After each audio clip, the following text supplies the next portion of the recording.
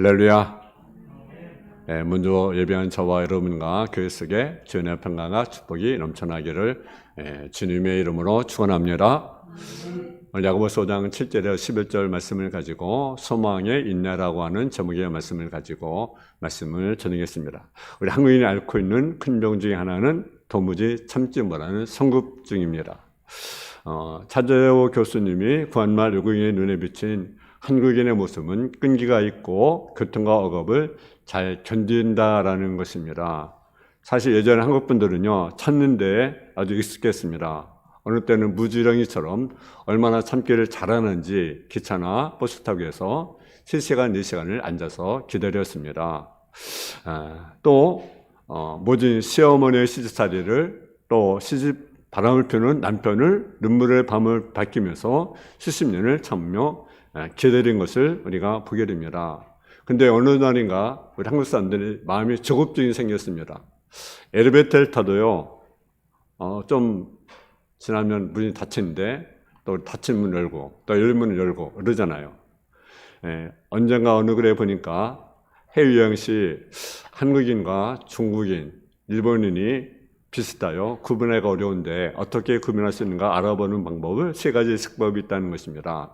하나는 관광 안내원이 한참 설명하는데 중간에 말을 끊고 질문을 하거나 아는 체 하는 사람, 또 식당에 가서 음식을 재촉하고 10분 내에 먹어버리는 사람, 또 버스나 비행기가 목적지에 도착하자마자 안전벨트를 풀고 자리에 일어나는 사람은 틀림없이 한국인이라는 사실이죠.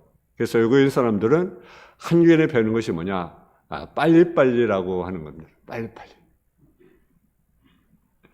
거기까지는 이해가 됩니다. 근데 또 우리가 참지 못해서 싸우는 경우가 많고 심한 경우는 사람을 죽이기도 허납니다. 어느 사위는 처갓집에서 이혼을 한다고 강요하니까 칼을 들고 장모와 또 처갓집 식구들을 죽였습니다. 어느 부부는 시혼여행 가서 싸우고 곧장 돌아와 이혼하기로 합니다. 제 친구들 안에 동창지에도 신혼여행 갔다 오다 보니까요, 어느 날 보니까요, 갔다 오자마자 이혼했더라고요. 어느 60대 목사님이 운전하다가 어느 젊은 사람과 시비가 생겼는데 나중에는 이 새끼 저 새끼 입에 담지 못할 소리도 듣기로 했다는 것입니다. 왜 한국 사람들이 이렇게 성급하고 사나워진지 모르겠습니다. 근데 오늘 본문의 말씀해 보기에는요, 뭡니까? 주께서 강림하시기까지 길을 참으라. 보라, 농부가 땅에서 나는 귀한 열매를 바라고 길을 참아 잊은 비와 느린 비를 기다리나니. 여러분, 그럼 어떻게 소망을 인내하겠습니까? 첫째는 열매를 소망하며 인내해야 된다는 사실이죠. 여러분, 7절 말씀을 같이 한번 봉독하겠습니다. 7절 말씀 시작. 그러므로 형제들아, 주께서 강림하시같이 길을 참으라. 보라, 농부가 땅에서 나는 귀한 열매를 바라고 길을 참아 잊은 비와 늦은 비를 기다리나니. 우리는 열매를 소망하면서 인내를 해야 됩니다. 농부처럼 잘 참고 기다린 것을 배운 자로 드물 것입니다. 농부가 너무 성급하거나 참지 못하면 농사를 지을 수가 없습니다. 농부는 봄에 오면 거름을 내고 밭을 갈고 씨앗을 뿌립니다. 그리고 싹이 나고 기음을 맺고 곡식이 자라면 북을 주고 지주를 받쳐줍니다. 그리고 때를 따라 거름과 농약을 줍니다. 그럼 어느 날인가 열매를 맺는 날이 오게 되는 것입니다. 근데 농사짓는 일은요, 쉬운 일이 아닙니다. 어느 때 한참 자라다가 비바람이 불어서 곡식이 쓰러집니다. 병충해가 생겨 열매를 병들게 하고 새들이 와서 쪼아 먹습니다. 어느 때는 지독한 가뭄이 들어서 곡식을 말라버리게 합니다. 그런 때는요, 낙심이 앞서게 됩니다. 그런 상황에서 농부는 어떻게 참습니까? 풍성한 열매를 기대하면서 소망 중에 참게 되는 것입니다. 기독교인은 말하는 인내라는 것은 수동적으로 닥쳐오는 난관을 겪는 것을 말하는 것이 아닙니다. 적극적으로 고난을 뚫고 거름이나 농약을 주고 쓰러진 곡식을 바로 세워주는 것처럼 인내해 나가는 것을 말하고 있습니다. 그런 인내는 열매를 바르는 소망에서 가능해 된 것입니다. 성경에 나오는 위대한 인물들은요, 한결같이 참았다는 사실이죠. 여러분, 노아는요, 방주를요, 120년 동안 짓습니다. 얼마나 어렵겠습니까? 한 1년도 아니고 2년도 아니고 120년을 산꼭대기에 방주를 짓습니다. 사람들이 얼마나 들썩겠어. 아, 저 할아버지가 노망에 불렀나 보다. 무슨 홍수한다고 방주 짓고 있는가. 근데요, 인내하면서는 참습니다. 여러분, 아브라함은요, 자녀께서 25년을 참았습니다. 모세는 40년의 광야에서 인내했고, 다윗은 말할 수 없는 시험과 핍박 속에도 사무엘을 통해서 기름 부은 약속을 설명하면서 인내했던 것을 우리가 보게 됩니다. 역사에 대해서 할 때 인내들도 소망주의 인내한 삶의 말씀을 배울 수가 있습니다. 위대한 식물학자 누도 보범크는 콩, 오이, 사과, 옥수수, 감자, 복숭아 및 많은 하초의 계량을 만들기 위해서 무려 6,000번의 시험을 하면서 기다림으로 성회임을 거두는 사실을 우리가 보게 됩니다. 사랑스러운 여러분, 여러분이 하나님대로 살려고 함에도 불구하고 여러 가지 살고 있는 환경은 풀리지 않거나 더 답답해져 간다고 할지라도 결코 낙심하지 않기를 제 이름으로 축원합니다. 하나님의 약속을 붙잡고 소망의 열매를 바라보면서 기대의 부르를 쓰십시오. 그리고 충성의 망치로 계속 방주를 지어 나가십시오. 그럼 반드시 열매를 거두게 될 것입니다. 두 번째로 마음을 굳게 함으로 인내하라고 말씀하고 있습니다. 우리 한번 8절 말씀을 같이 한번 봉독하겠습니다. 시작. 너희도 길이 참고 마음을 굳게 하라. 주의 강림이 가까우니라. 아멘. 첫째는 너희도 길이 참고 마음을 굳게 하라. 주의 강림이 가까우니라. 마음을 굳게 한다는 말은요, 굳게 고정한다는 뜻입니다. 우리는 주의 마음을 어디에 굳게 해야 합니까? 주님의 약속의 말씀에 고정해야 된다는 거죠. 우리 성도들은요, 주님의 약혼녀입니다. 여러분, 주님은 뭡니까? 신랑입니다. 약혼녀는 신랑을 해서 마음이 흔들리면 안 되는 것입니다. 젊은 사람들이 흔히 말하는 것처럼 고무신을 거꾸로 씌우면 안 되는 거죠. 우리는 늘 누굴 향해야 될 것입니까? 주님. 왜 주님 우리 뭐가 신랑이니까 그렇습니다. 만약 약혼자가 예를 들어 유학을 한번 갔다가 한번 삽시다. 편지가 옵니다. 신랑이 편지를 쓰면서 사랑을 고백하면서 많은 약속을 합니다. 근데 어느 날 난데없이 편지가 날아옵니다. 당신의 약혼자는 다른 여자와 관계하고 있습니다. 동거도 하고 있습니다. 라는 편지를 받습니다. 근데 그 편지 받은 그 약혼녀는, 이 여자는 그 남편의 그 편지를 쭉 읽습니다. 근데 그 속에 진실을 발견한 거죠. 거기에 개의치 않고. 그래서 참습니다. 약속 붙잡고 좀 흘리지 않습니다. 근데 나중에 알고 보니까 자기 약혼자를 사모하는 여인의 농간임을 알게 됩니다. 말에 속아서 만약 신발을 거꾸로 신었다면 어떻게 됐습니까? 그 사람과 결혼할 수 없었겠죠. 여러분, 주님 우리 신랑입니다. 근데 마귀는요, 끊임없이 우리를 주님이 멀어지게 만드는 거죠. 멀어지게. 주님 가까이 못하게. 우리를 갈라놓습니다. 온갖 미혹으로, 농간으로 우리는 속지 않아야 됩니다. 왜 굳게 하라고 합니까? 주의 강림이 가깝다. 넘어가면 안 되는 거죠. 약속인 성경 우리의 마음을 단단히 고정하고 흔들려서 안 되는 것입니다. 10편 27편 10절에 보게 되면 내 부모는 나를 버렸으나 여호와는 나를 영접하시리라. 여러분, 문제는 우리는요, 탕자처럼 거멜처럼 주님을 떠날 때가 있다는 점입니다. 그럼 우리의 마음이 문제인 것입니다. 마음은 바다와 같습니다. 마음을 굳게 하고 있을 때 하나님을 향한 신앙이면 힘차게 항전하게 되는 것입니다.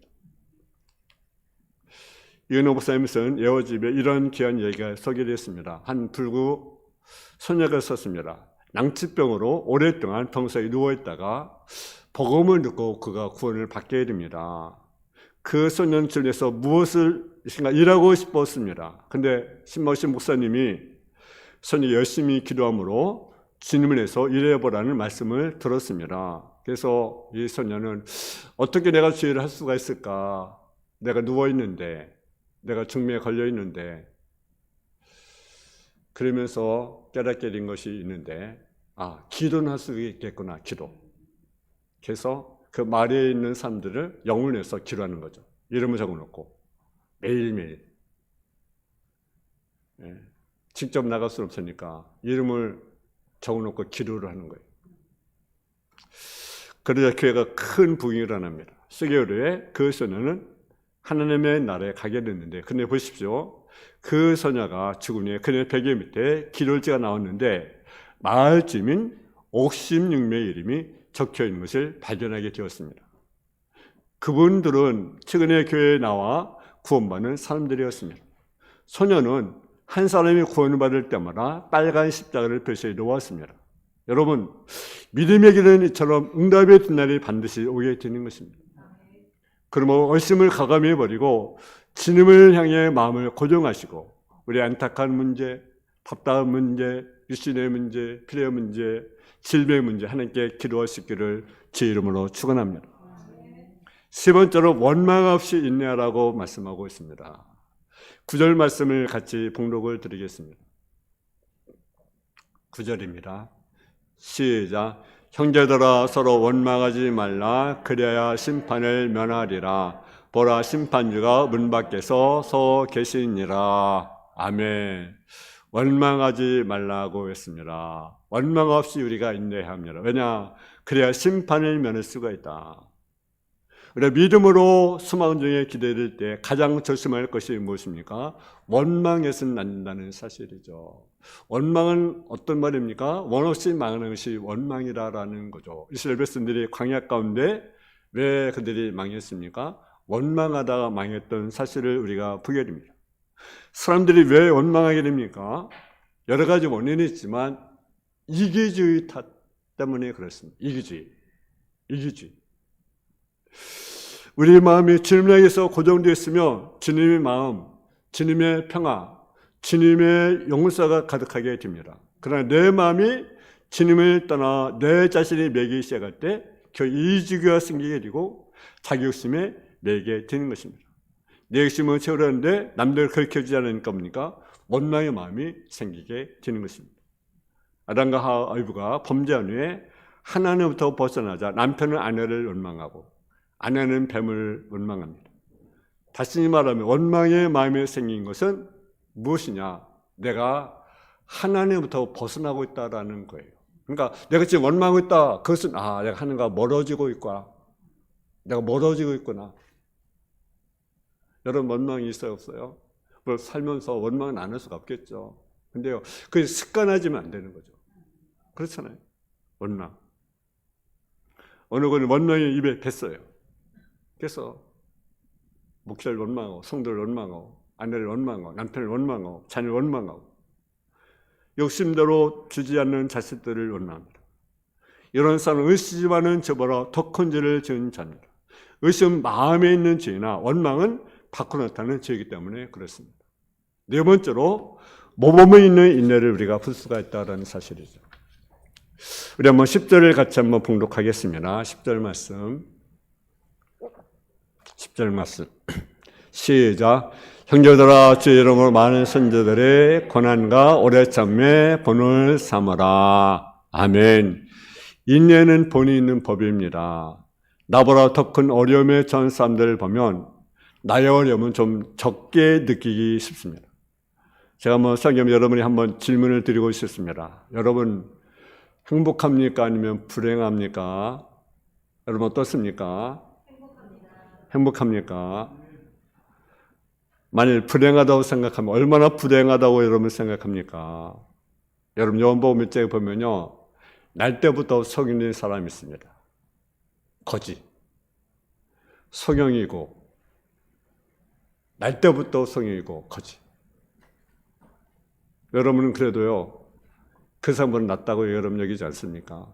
여러분 그래도 보수는 있잖아요. 그렇잖아요. 근데 그 사람 날 때부터 성형입니다. 그 사람보다 여러분 행복한 것도 아니겠어요?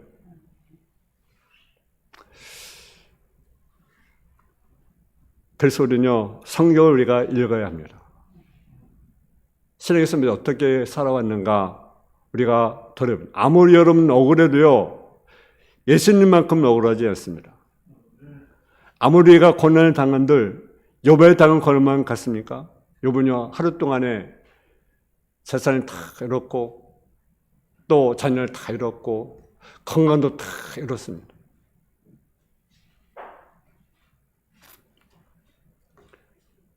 인내의 본이 있습니다. 우리는 성경에서 훌륭한 인내의 생자를 만날 수 있습니다. 이들을 만나려면 우리의 고통이 어느새 눈도 사라져 버리게 될 것입니다. 여러분 가운데 고난이 있습니까? 그러면 욥기를 읽으십시오. 마음을 다하여 몇십 번이고 읽어 나가노라면 나는 그래도 그 사람보다는 낫다라고 느끼게 될 것입니다. 성경 인내의 모범을 보여줍니다. 이렇게 참아 나가는 것이라는 인내의 길을 보여줍니다. 뿐만 아니라 인내의 결과도 보여줍니다. 여러분 본을 통해서 배울 수 있습니다.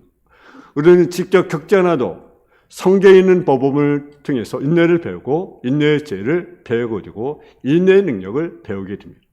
오늘 본문의 말씀대로 세 가지 본이 이르는 모습을 보게 됩니다. 하나는 뭡니까? 선자들로 본을 삼으라. 그래서 10절인가 선자들의 고난과 오래 참에 본을 삼으라고 말씀하고 있습니다. 선자의 인내는요 대단한 것입니다. 이사야, 에레미야, 에스겔, 다니엘 그들이 감당하고 있는 동안 자기 감정대로 자기대로 살지 않았습니다. 오직 제 말씀대로 삶을 위해서 수많은 어려움을 참고 견딘 사실을 우리가 보게 됩니다. 또 욥의 본을 삼으라고 말씀하고 있습니다. 11절이니까 욥의 인내를 들었고 욥이 어마어마한 고난 속에 어떻게 참았는가를 배우라고 우리에게 말씀하고 있습니다. 또 농부의 본을 삼으라고 말씀하고 있습니다. 첫째니까 농부가 땅에서 나는 귀한 열매를 바라고 길이 참았다고 우리에게 말씀하고 있습니다. 마지막은 인내한 자가 복이 있다는 사실입니다. 우리 한번 11절 말씀을 같이 봉독하겠습니다. 11절 말씀입니다. 시작. 보라 인내한 자를 우리가 복되리라 하나니 너희가 욥의 인내를 들었고 주께서 주신 결말을 보았거니와 주는 가장 자비하시고 긍휼히 여기신 이시니라. 아멘. 인내한 자가 복이 있다고 말합니다. 그러면서 누구를 말씀하고 있습니까? 욥의 인내를 말씀하고 있습니다. 인내의 복은 인내 자체가 자신의 승리를 안겨다 준다는 사실이죠. 여러분, 인내한 자가 복이 있습니다. 살다 보면 어려움도 있고 문제도 있고 재앙도 만나고 어려움도 만납니다. 그러나 그런 관계로 우리가 참고 견디어 나가야 하는 것입니다. 인내의 능력이 있으며 인내하면서 현실을 향해 가기 때문에 잘 극복해 나갈 수가 있는 것입니다. 또 인내는 지켜주신 결말을 보게 됩니다. 하나님 욥에게 복을 배나 주었다는 사실을 우리가 보게 됩니다. 저렇게 성도들은요 인사할 때 어떤 인사했습니까? 마라난타라고 인사를 드렸습니다. 마라난타. 주여 오시옵소서. 주여 오시옵소서. 여러분 미국 척 스미스 목사님이 심하는 갈보리 교회의 그 간판 밑에 마라난타 커뮤니티라고 써놓은 것을 볼 수가 있습니다. 그것은 교회 성격을 말하고 있는데 주님의 재림을 기다리는 사람들. 그 인내하는 사람들이 모임이기 때문에 그렇습니다.